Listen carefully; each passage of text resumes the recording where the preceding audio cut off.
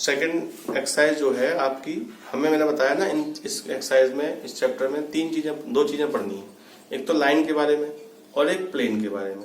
Line के बारे में हम थोड़ा फैमिलियर इसलिए हैं क्योंकि हम स्ट्रेट लाइन ऑलरेडी चैप्टर पढ़ चुके हैं 11th क्लास में, तो कुछ चीजें जो है हमें समझ में आ गई हैं। ठीक है, तो यहाँ पे हमें इक्वेशन ऑफ लाइन पढ़नी है, लेकिन 3D में पढ़नी है। और 3D में उसकी जो फॉर्म है, इक्वेशन है, उसकी दो फॉर्म है, कार्टेशियन फॉर्म और वेक्टर फॉर्म, दोनों पढ़नी है। वो वेक्टर फॉर्म हमें पूछ लेगा, फिर पूछेगा कार्डिगन बताइए, या कार्डिगन कह देगा वेक्टर बताइए। तो हर फॉर्मूले को हम दो बार पढ़ेंगे, यानी दोनों फॉर्म में पढ़ेंगे, कार्डिगन में भी और वेक्टर में भी। पहले तो हम ये चीज समझ लें इसमें कि मेरे से आप ऐसे समझ लें कि मैं समझा रहा हूं, तो उसको थोड़ा सा प्रैक्टिकल एग्जामिन करके देखें तो आपको बेहतर समझ में आएगा। नहीं तो आप केवल रटते रह जाओगे इसको, ये चैप्टर आपको बहुत टिपिकल लगेगा। इक्वेशन ऑफ लाइन वाला हो सकता है कंप्यूटर थोड़ा आसान लगे, बट आगे जाके चीजें जो है वो आपकी समझ से परे हो जाएंगी। तो थोड़ा सा डीप पढ़े आराम से और समझ के उसको एग्जामिन करके। ठीक है, हमें इक्वेशन ऑफ लाइन पढ़नी, जैसे हमने स्ट्रेट लाइन में पढ़ा था इक्वेशन ऑफ लाइन, बहुत सारी कंडीशन दी थी। एक लाइन है जो एक पॉइंट से पास हो रही है, उसका स्लोप दिया हुआ है, तब इक्वेशन क्या होगी। एक लाइन है वो दो पॉइंटों से पास हो रही है, तब इक्वेशन क्या होगी। एक लाइन है वो इंटरसेप्ट कट कर रही है, तब इक्वेशन क्या होगी। ऐसा यहाँ तो नहीं है, इतने सारे केसेस नहीं है हमारे सिलेबस में। दो केसेस है। लाइन की इक्वेशन हमें पढ़नी है कब, equation of line which is parallel to a given vector. कोई एक गिवन वेक्टर दिया है, उसके पैरेलल है, कोई एक पॉइंट दिया हुआ है, उससे वो पास हो रही है। ठीक है, दूसरी केस है कि लाइन दो गिवन पॉइंट दिए हुए हैं, उनसे पास हो रही है। तो ये दो केस हमें पढ़ने हैं। पहला वाला केस में पढ़ रहा हूं, लाइन जो है वो एक कोई गिवन वेक्टर है। मान लीजिए कि ये 3D सिस्टम है। मैंने बताया कुछ चीजें 3D में 3D जैसी लगेंगी नहीं, तो मैं कोशिश कर रहा हूं उनको बनाने की, बट 2D पे 3D को बनाना पॉसिबल नहीं है। तो थोड़ा सा अपनी थिंकिंग पावर का इस्तेमाल करें और चीजों को समझने की कोशिश करें। मान लीजिए कि ये पॉइंट है, ठीक है, और इसका जो पोजीशन वेक्टर है वो A है। ठीक, एक लाइन, एक कोई वेक्टर दिया हुआ है B, ठीक है, कहीं भी है कोई वेक्टर, इसके पैरेलल हमें एक लाइन निकालनी है, लेकिन वो इस पॉइंट से पास हो। तो वो इसके पैरेलल होगी, तो जाहिर सी बात है कैसे होगी, वो ऐसे होगी इसके पैरेलल। अब इस वाली पैरेलल लाइन पे तो बहुत सारे पॉइंट लाई करेंगे। तो ये वाली बात मैंने 11th क्लास में बताई थी कि जब स्ट्रेट लाइन की हम बात करते हैं, हम लाइन की इक्वेशन की बात करते हैं, तो लाइन की इक्वेशन जब निकल के आती है ax plus by plus cz equals to, तो यहाँ xyz क्या होते हैं, या ax plus by plus c equal to 0, यहाँ xy क्या होते हैं। यहाँ xy वो पॉइंट्स होते हैं जो उस लाइन पे लाई कर रहे हैं, और लाइन पे कितने सारे पॉइंट लाई करते हैं, इनफाइनाइट। तो वो जनरल पॉइंट के कोऑर्डिनेट्स हैं, x, y जनरल पॉइंट को रिप्रेजेंट कर रहे हैं जो उस पूरी लाइन पे लाई करेंगे।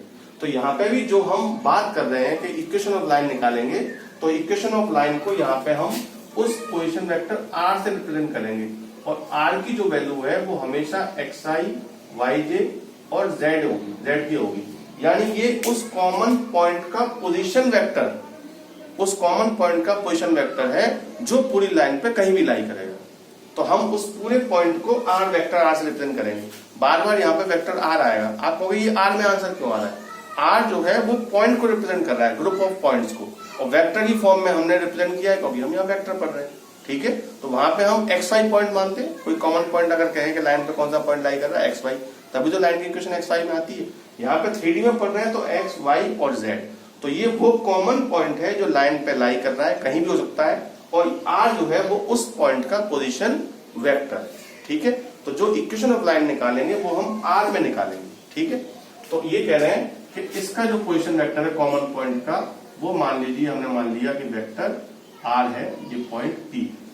तो हमसे कह रहा है कि लाइन की इक्वेशन बताइए, तो लाइन की इक्वेशन r में निकल के आएगी। ठीक है, तो पहली बात तो ये कि ये लाइन जो है वो इसके पैरेलल है, तो इस लाइन के dr इसके बराबर होंगे। ये दो पॉइंट हैं जो लाइन पे लाई कर रहे हैं, तो इनके dr भी सेम होंगे क्योंकि ये दोनों पैरेलल है। तो यहां से निकल के आया, if a line parallel to a vector b and passes through the point x1, y1, z1 whose position vector is a। एक पॉइंट है x1, y1, z1, ठीक है, और P पॉइंट तो कॉमन होगा यानी x y z को represent करेगा। तो passes through the point x1 y1 और z1, और उस पॉइंट का जो पोजीशन वेक्टर है वो a है हमारा, ठीक है। और B के पैरेलल है लाइन, तब इसकी इक्वेशन क्या होगी, इक्वेशन ऑफ लाइन। अब दो फॉर्म में पढ़नी है, कार्डिगन और वेक्टर। तो पहले मैं वेक्टर बता रहा हूं, वेक्टर फॉर्म। तो ये वेक्टर फॉर्म में होगी r is equals to a plus lambda b, ठीक है। r is equals to a plus lambda b। Lambda क्यों लगाया है, लैम्डा हमने इसलिए लगाया है कि अगर कोई वेक्टर दिया हुआ है और हमें उसके पैरेलल एक लाइन के dr निकालने हैं, उसके dr कुछ भी हो, b हमने पूरा वेक्टर मान लिया, तो उसके पैरेलल जो वेक्टर होगा तो उसमें लैम्डा का फर्क पड़ेगा। मैंने बताया था कुछ कॉमन लेते हैं dr में से, तो हो सकता है कि वो लैम्डा का फर्क पड़े। तो वो लैम्डा वही चीज है कि कुछ कॉमन लेने के बाद वो सेम हो जाएंगे। वो लैम्डा की वैल्यू कोई स्केलर वैल्यू होगी, वो कुछ भी हो सकती है अकॉर्डिंग टू वेक्टर, ठीक है। तो वो लैम्डा हमने लिया है, r is equal to a plus lambda b। बहुत सारे राइटर जो है वो इक्वेशन में जब लिखेंगे तो लैम्डा की जगह कुछ और लगा देंगे, म्यू लगा देंगे, ठीक है। या किसी ने s लगा दिया, t लगा दिया, तो आपको s t lambda mu, generally lambda को रिप्रेजेंट करना है। तो लैम्डा वो है स्केलर वैल्यू है, ठीक है, नंबर है कोई कांस्टेंट, तो वो इसलिए क्योंकि वो उसके पैरेलल है। तो ये हो गई equation of line, r is equal to a plus lambda b, ये वेक्टर में हो गई। अब इसी में हम पढ़े Cartesian form. Cartesian form, Cartesian form क्या होगी, ये जो वेक्टर b है इसके भी तो कोई dr होंगे। तो वेक्टर b को हमने मान लिया कि वेक्टर b जो दिया हुआ है वो कैसे दिया हुआ है, वेक्टर b के dr मान लो। अब b के dr a1 abc की फॉर्म में तो होंगे नहीं, तो मैंने ऐसे मान लिया a1i b1j प्लस c1k, ठीक है। लेकिन a1 b1 c1 लेंगे थोड़ा सा अजीब सा लगेगा, तो मैं ऐसे एबीसी ही मान लेता हूं, थोड़ा कंफ्यूजन नहीं हो। कार्डिगन में है वैसे भी, let dr of the vector b r a b c। Vector b का जो dr है वो abc मान लीजिए, दोनों b सेम लग रहा है लेकिन ये dr है वो वेक्टर है, फर्क है। तो ये वेक्टर के dr abc है, लाइन इसके पैरेलल है, जब पैरेलल है तो इसके dr और इसके dr प्रोपोर्शनल होंगे। प्रोपोर्शनल होंगे तो कैसे होंगे, इस लाइन के दोनों पॉइंटों से पास हो रही है x1 y1 z1 और x y z, तो इसके dr निकालें तो क्या निकल के आएंगे, x माइनस x1, तो x माइनस x1, और इसके dr a, उसके dr y माइनस y1, तो इसके dr b, और इसके z माइनस z1 और इसके dr c। तो ये दोनों के dr हमने प्रोपोर्शनल कर दिए, प्रोपोर्शनल होंगे सेम होंगे, जो प्रोपोर्शन करे हैं ये इक्वेशन है। तो अगर हम कार्टेशियन इक्वेशन पढ़े तो कार्टेशियन इक्वेशन इस फॉर्म में आएगी, और ये तीनों इक्वल आते हैं, तो वो जो इक्वल वैल्यू है जो भी आएगी दैट इज लैम्डा, उसको लिखते नहीं है, लेकिन कहीं अगर जरूरत पड़ेगी तो इक्वल टू लैम्डा लगा के हम उसको सॉल्व कर लेंगे। तो यानी कार्टेशियन फॉर्म में जो इक्वेशन आती है वो इसी तरह आती है। देखने में हो सकता है कि आपको थोड़ी अजीब लग रही हो कि ऐसी इक्वेशन जिसमें दो इक्वल टू आ रहे हैं एक ही में, हाँ ऐसे ही, क्योंकि जो निकली है जिस तरह से ये वो dr के कंसेप्ट में निकली है, तो तीनों dr को इक्वल कर रहे हैं इसलिए ये आएगी। तो अगर कार्टेशियन फॉर्म पूछे लाइन की इक्वेशन की तो ये है। यहाँ पे x1 y1 z1 क्या है, x1 y1 z1 वो पॉइंट है जिससे लाइन पास हो रही है, और abc क्या है, abc dr है जिस वेक्टर के लाइन पैरेलल है, या लाइन के dr कहेंगे। जब इक्वेशन बन जाएगी फिर तो लाइन की बोलेंगे। इसमें एक चीज याद रखें, x y z हमेशा पॉजिटिव होंगे, कभी कभी वो आपको इक्वेशन घुमा के दे देगा तो उसको आपको जनरल फॉर्म में चेंज करना पड़ेगा, ठीक है। अब आता है दूसरा केस। दूसरा केस है कि जो लाइन है वो दो पॉइंटों से पास हो रही है, और line passes through two points x1 y1 और z1, x2 y2 और z2, और उनके जो dr हैं वो है a और b, ठीक है। उस पॉइंट्स के जो दो पॉइंट से पास हो रही है ना, उसके dr और उसके जो पोजीशन वेक्टर है वो a और b है, पोजीशन वेक्टर्स। पहले पॉइंट का पोजीशन वेक्टर a, दूसरे पॉइंट का पोजीशन वेक्टर b।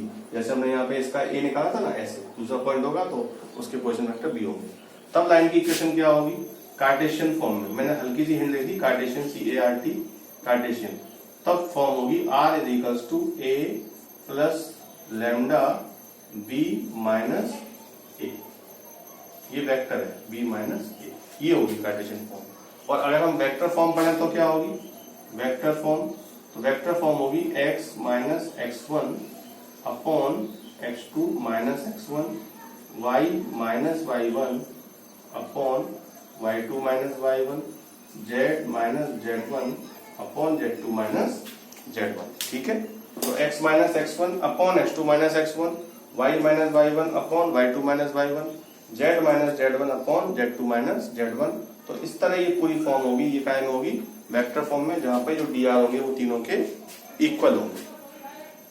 ठीक है, ये dr वाला कंसेप्ट ही लगाया, तो ये उल्टा हो गया, थोड़ी गड़बड़ हो गई। ये वेक्टर फॉर्म है, सॉरी ये वेक्टर फॉर्म है और ये कार्टेशियन फॉर्म है। ठीक है, ये वेक्टर फॉर्म गड़बड़ हो गई। तो वेक्टर फॉर्म ये हो गई अगर लाइन दो पॉइंटों से पास हो रही है, और कार्टेशियन फॉर्म ये हो गई अगर दो लाइन पॉइंटों से पास हो रही है, उनके कोऑर्डिनेट दिए x1 y1 z1, x2 y2 z2। यहाँ जो x y z है वो तो लाइन पे पॉइंट है, कॉमन पॉइंट, तो जो इक्वेशन आएगी वो x y z में ही आएगी आपकी। ठीक है, अच्छा एक चीज और समझ लें, अगर ये dr की बात चल रही थी यहाँ पे, जैसे ABC dr दिए होते, अगर वो कहता कि नहीं लाइन के DC दिए हुए हैं, तो मैंने पहले ही बताया कि DC और dr प्रोपोर्शनल है, तो अगर आप इनको ABC को रिप्लेस भी कर देंगे, मान लीजिए उसने कह दिया कि नहीं DC दिया हुआ है और लाइन किसी पॉइंट से पास हो रही है, उसके कोऑर्डिनेट दिए, तो इसी dr को हम रिप्लेस कर देंगे काय से, उनके DC से।